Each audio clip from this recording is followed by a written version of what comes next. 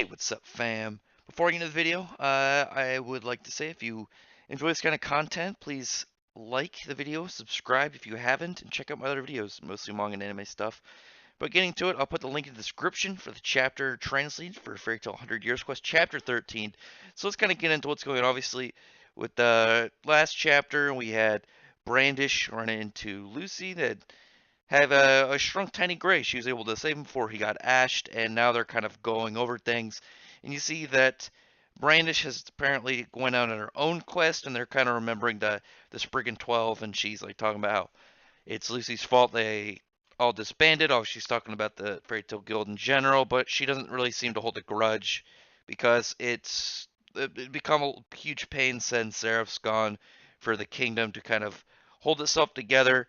And then we get some actually nice backstory. I've seen people saying that how much they don't like Azir. I don't really have any problem with him. I actually like his design. I think he's cool, though I prefer his previous design. If you've ever seen his original like idea where it looked like he was a genie or he had some form of magic like lamp from like Aladdin style, just like a classic style like that. I thought it was really cool, and I don't know why they switched out of that. I thought that was more interesting. But he's kind of switched from being more of a combat crazy guy to more of like he just seems to be just trying to, you know, rule his kingdom because he used to be he was a prince of a small country in Alvarez, and obviously he was next up to be kind of the logical choice for emperor of the Alvarez Empire.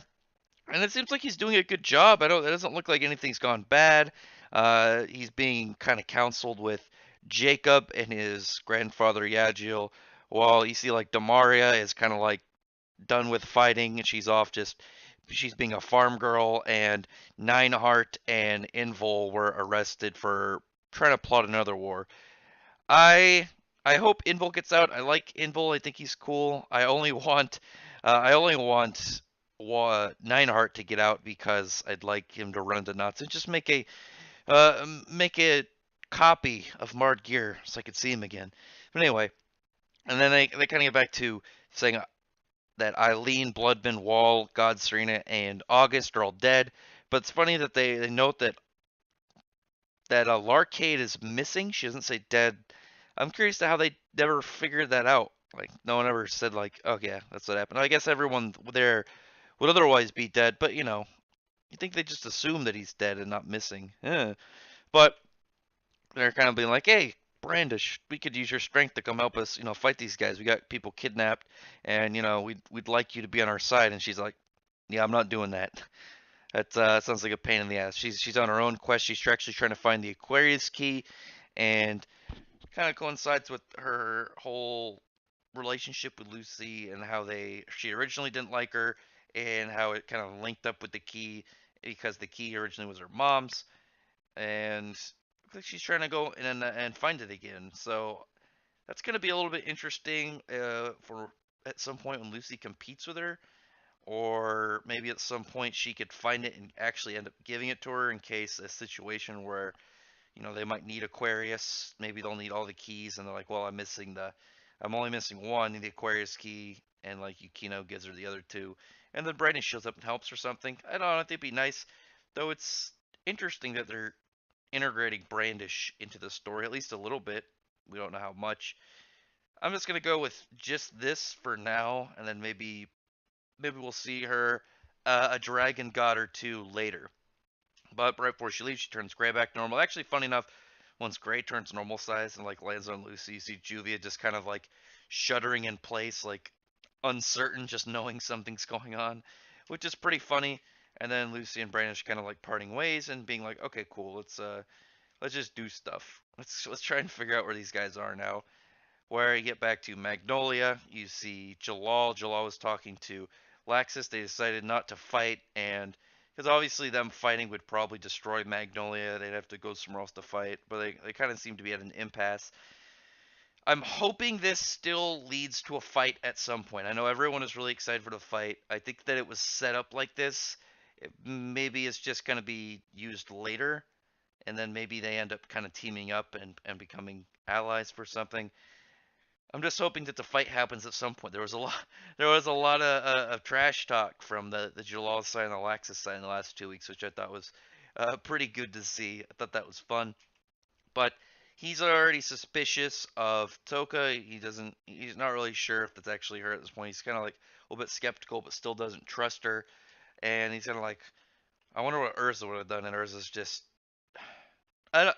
If this was a random character who just nobody knew, I'd be like, man, this is unfortunate for that character. I don't like seeing someone as like stoic and noble as Urza in this position, where she's like Kiria's like making her eat like rotten food and like throwing like buckets of water at her, and then she just like apparently just like spanks the shit out of her until her. Oh god, that was a horrible use of words. I'm just gonna skip over that because that sounds way worse than what I wanted it to sound like. Jesus. And she kind of goes over once Urza wakes up that it was the way that her ability worked. It's more of like a hypnotism type technique, and because it goes through the eyes, that Urza's fake eye, as it does, takes half the effect of ocular abilities, and she wanted to attack her right there, but she, as a knight, is not going to attack someone asleep.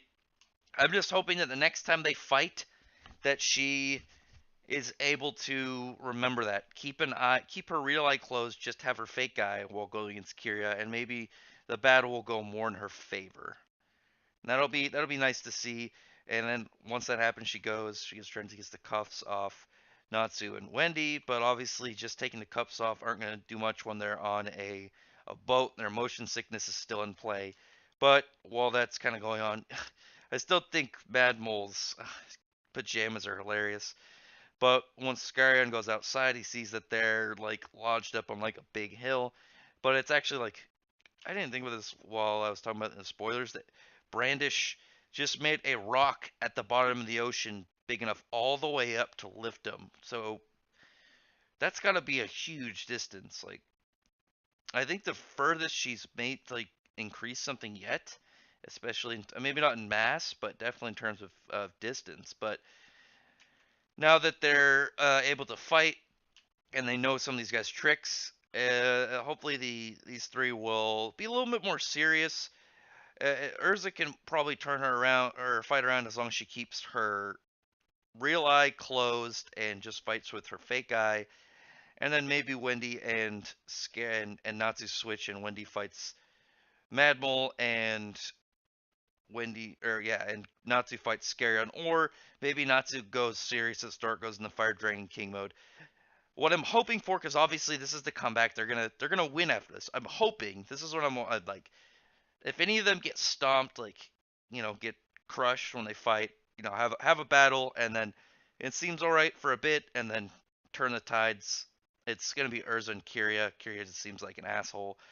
I don't want Madmore or Scarion to get beaten yet. I'd like them to be losing, and then maybe another Dragon Eater shows up, and they're like, hey, we need you guys to come back to base for some reason, and he or she is like a bigger deal to them, and it turns out that these three are kind of like maybe middle tier within Diablos, and they're not actually big deals, and we at least see one of the kind of like bigger levels, maybe even their guild master, which would be pretty cool. I'd like it to be kind of halted and maybe like some new guy hyped, which would be pretty cool. But that's it for this chapter. Leave some comments below and what you think. If you, I'd like to hear what you have to say. And like I said, if you like this, thumbs up and subscribe.